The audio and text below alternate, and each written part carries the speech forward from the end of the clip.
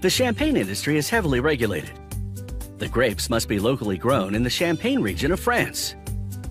They can only use 3 types of grapes: black Pinot Noir, Pinot Meunier, or white Chardonnay to produce champagne. Additional rules regulate how the grapes can be pruned, picked, pressed, fermented, and aged. Workers harvest the grapes in mid-September. They use aerated crates to transfer the crops to a grape press. They crush the grapes and immediately filter the juice. The grape skins and pulp can alter the juice's flavor, so they have to be removed quickly. Vintage champagne is fermented in old oak barrels. They use a sulfur disc to disinfect the barrels between uses.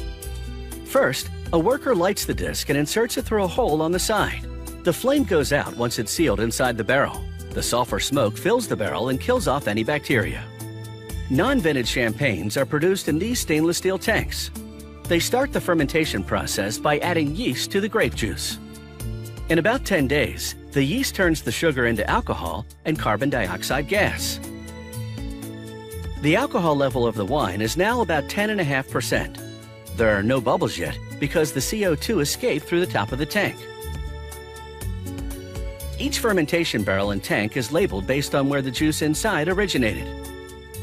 The grape juices from each village have distinctive tastes caused by differences in soil composition and sun exposure.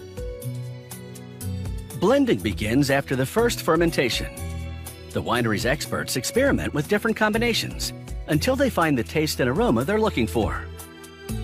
They bottle the mixture with yeast and sugar and place it in a cold, damp cellar for 5 weeks.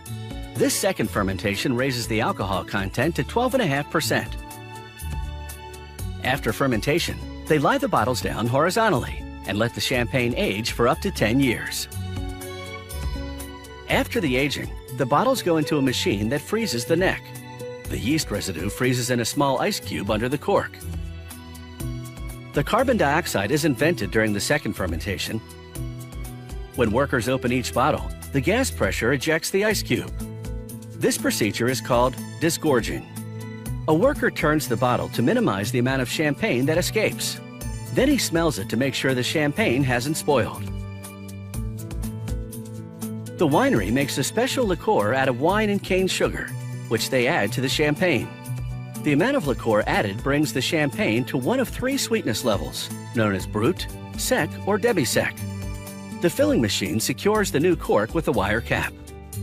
The next machine rotates the bottles to mix in the liqueur. Then the bottles go back into the cellar for at least 3 months. After they come out of the cellar, the bottles go through an automated washing machine. A worker inspects every bottle for floating cork particles or flaws in the glass. The labeling machine's first station places gold foil over the neck. The foil label bears the winery's name. The second station fires a shot of compressed air to mold the foil to the shape of the cork.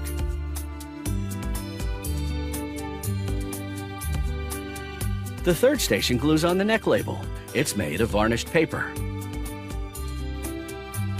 Then the last station applies an adhesive label to the front of the bottle. A scanner makes sure the foil and labels are in the correct place.